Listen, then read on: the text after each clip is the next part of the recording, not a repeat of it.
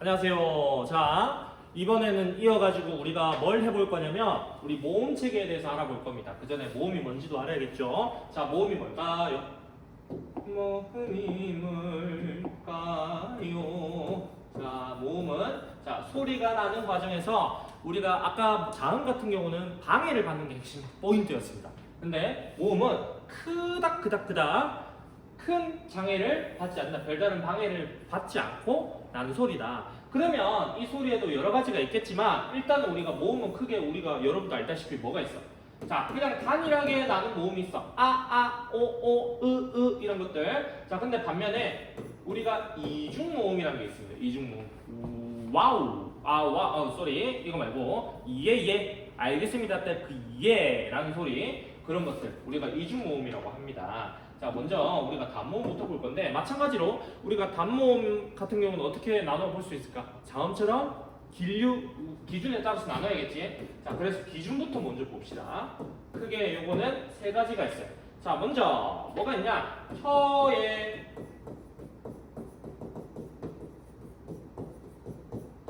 전후 위치에 따라서 혀가 앞에서 발음되냐 아니면 뒤에서 이렇게 발음되냐 따라서 우리가 전설 모음과 후설 모음으로 나눕니다. 자, 대표적인 거 한번 들어볼까? 이것도 한번 그려볼까? 자, 기본적으로 우리가 사실은 모든 단모음들이 살짝은 앞에서 발음되긴 한데 굳이 따져보면 우리가 앞, 뒤로 조금 나눠볼 수 있다는 거야. 자, 나눠보면 우리가 이 같은 경우는 발음을 해보면 이 해보면 살짝 그 뭔가 요 사이에 영국애와 경국애 사이에 어떤 그 경국애에 조금 더 가까운 데서 날 거야. 이 해보면 좀 더 딱딱한 부분에 더 많이 붙일 거거든. 맞지? 근데 반면에 으라는 발음 해볼래? 아니면 해보면 자, 으가 어디서 발음되지? 자, 우리가 영국에서 부딪혀 납니다. 즉 무슨 말이야? 자, 혀의 위치가 요거는 여기 붙었다가 이렇게 난다는 건데 우리가 으를 발음할 때는 어디 붙었다가 나온다는 거야? 여기 연한 부분, 영국에 붙었다 나온다는 거지. 그럼 우리가 혀가 이게 앞에 있어, 이게 앞에 있지. 맞지? 그래서 우리가 각각 전설이냐 후설이냐에 따라서 우리가 나눠 볼 수 있다. 알겠죠? 자, 두 번째 기준 뭐가 있냐면 자, 혀의 높이가 있습니다. 자, 혀의 높이에 따라서 우리가 고, 중, 저로 나눠 볼 수 있는데 자, 이거는 개구도, 즉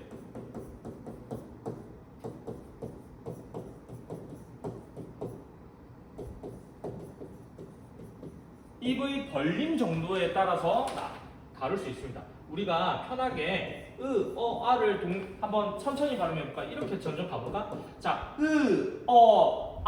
해보면 자, 해보면 발음해보면 점점점 이게 우리가 입이라고 하자. 이빨, 혓바닥 이렇게 있으면 자, 할 때는 살짝 요쯤에 있어. 맞지? 입을 벌리면 벌릴수록 혀가 어떻게 돼? 점점 내려가잖아? 으어를 빠르게 해보세요. 으아 해보면은 해보면 점점 입이 벌어질수록 혀가 위치가 낮아지더라. 이런 기준이 있다라는 거 여러분들이 기억하시면 좋을 것 같아요. 자, 그리고 마지막으로는 뭐가 있냐면 입술 모양이 있어요. 요거는 너무나 쉽다. 자, 뭐냐? 우리가 크게 두 가지로 나눌 수 있어. 입술을 크게 벌리지 않고 펴고 있으면 뭐다? 평순 모음, 평평한 입술로 내는 소리다 해서 평순 모음이라고 하고 자, 두 번째로는 입술을 오므려 가지고 표현한다 해서 원순 모음이라고 합니다. 대표적인 거 뭐? 우랑 뭐 해볼까? 해볼까? 할 때 입술을 모아가지고 이렇게 안 하잖아. 맞지? 자, 그건 너무 비정상적으로 그 억지로 만드는 소리니까 자, 우리가 편하게 발음을 해보면 평순 모음처럼 입술을 펴서 이렇게 한단 말이야. 근데 반면에 우라는 거 해봐. 해보면은 입술이 어떻게 돼? 동그랗게 말리지? 자, 그래서 우리가 동그랗게 말린다 해서 원순, 펴진다 해서 평순 이런 식으로 나눕니다. 그러면 이 세 가지 기준에 맞춰가지고 이것도 마찬가지로 우리가 표를 한번 만들어 볼 수 있겠죠? 표를 만들어 봅시다. 표를 만들어 보시면 자 먼저 전설 모음이냐 후설 모음이냐 또 저 각각 우리가 여기에 맞춰가지고 자 평순 모음이냐 원순 모음이냐 나눌 수 있고 자 여기서는 우리가 어떻게 나누냐면 세 가지 아까 뭐 했지? 입이 벌림 정도에 따라서 높다, 중간, 낮다 이렇게 할 수 있는데 여기 이, 에,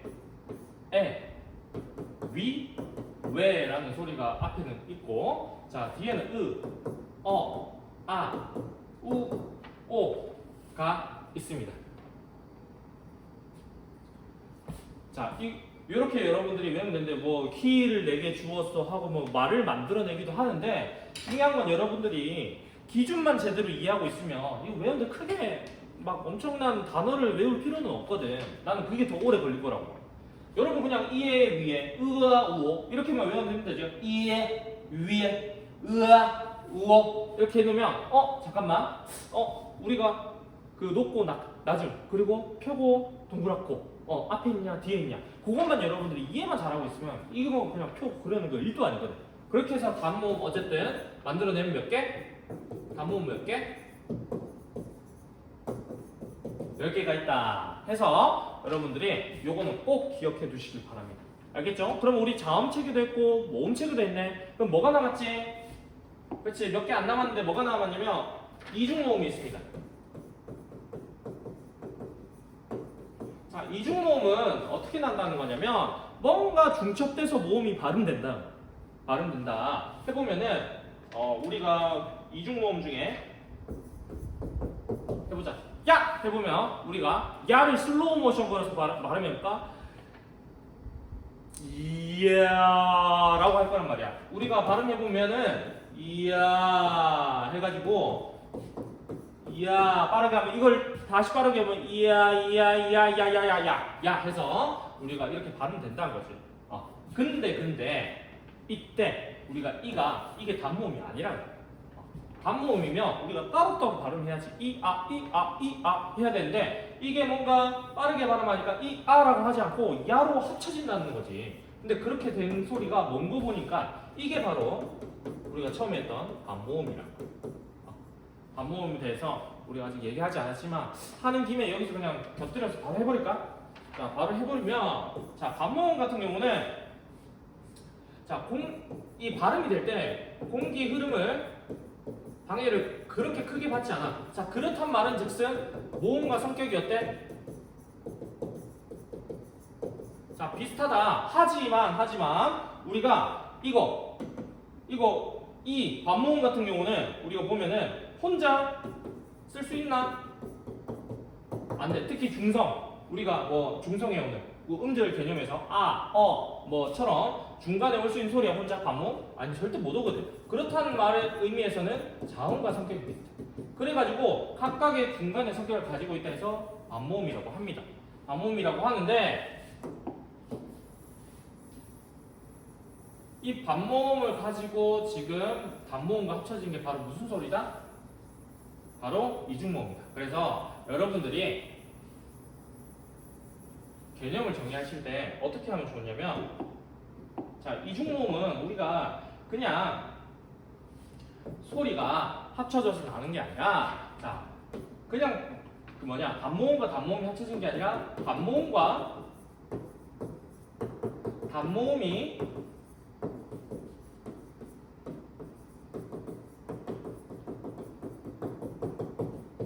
합쳐진 소리다. 요거를 꼭 기억하시길 바랍니다.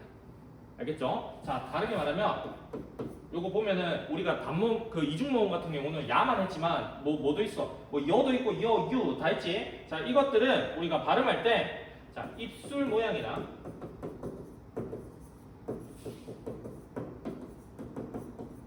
혀의 위치가 바뀌는 소리입니다. 소리. 자, 해보시면 야 해보면 이야 이야 입술 어때? 이야 하고 벌려지면서 소리가 바뀌지? 이거 말고 또 뭐 있을까? 뭐 왜도 있지? 요거 이거 해보면 왜 이렇게 하는 게 아니라 우리가 빨리 하면 왜 이렇게 하겠지만 그걸 천천히 해보면 왜 이렇게 된단 말이야. 그러면은 우리가 입술 위치도 바뀌고 혀의 위치도 바뀌고 그렇게 우리가 살펴볼 수 있다.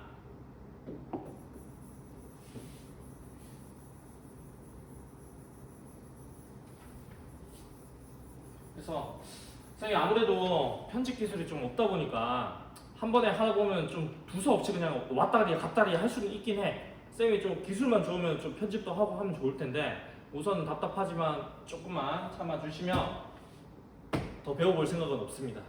혹시나 편집을 잘하시는 분이 있으면 내가 페이를 지불할 테니까 같이 편집을 함께 해주실 분 찾습니다. 얘들아 너무 힘들다. 근데 지금 나 하루 종일 수업하다가 지금 뭐하는 짓인지 모르겠다. 이게 다 누구를 위해서 하는 거야? 너희를 위해서 하고 있잖아. 그러니까 너희 이거 제발 좀 똑바로 들어라. 들으면서 모르는 거 있으면 제발 집에서 듣고 와가지고 수업할 때 제발 다시 들으면서 좀 질문 좀 하세요. 지금 할 때는 선생님이 다 전체적으로 대상으로 하기 때문에 전체적인 얘기를 하다 보면 이해 안 되는 부분 생기지 않을까라는 생각도 하면서도 그냥 넘어갈 수밖에 없어. 근데 너희가 수업 때 듣고 와가지고 물어보면 참 이쁘지 않겠니? 그럼 내가 더 열심히 설명해 주려고 하지 않을까? 맞지? 자, 그러면 제발 너희가 듣는다고 믿고 이제 마무리 한번 해볼 건데, 자, 마무리 하기 전에 우리가 남은 게 하나 있습니다. 자, 이중모음까지 했고 반모음도 내가 간단하게 좀 해줬죠? 맞죠? 자, 그러면 남은 게 우리가 음운에 해당하는 거.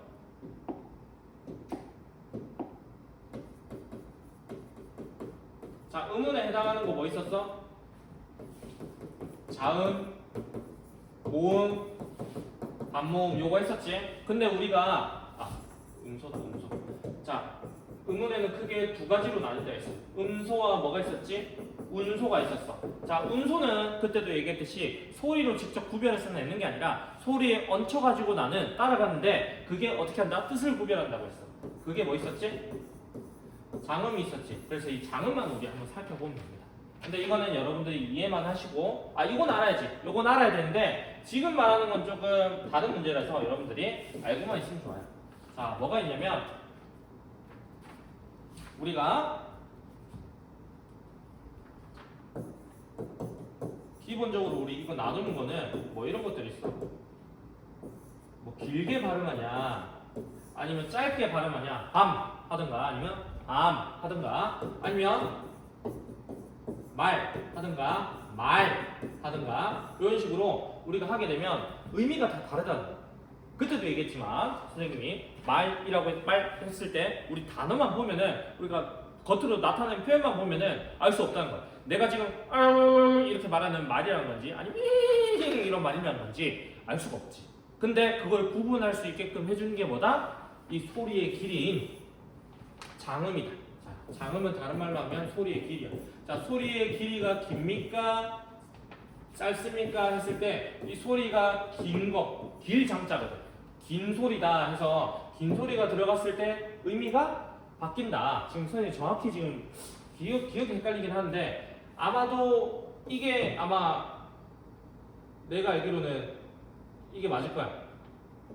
그 우리가 말하는 그 뭐고 언어가 맞을 거야. 이게 아마 이거 말식 이걸 거야. 이게 아마 말일 거야. 자, 이런 식으로 우리가 어쨌든 긴 소리를 통해서 우리가 말의 뜻이 구별됐어 안 됐어?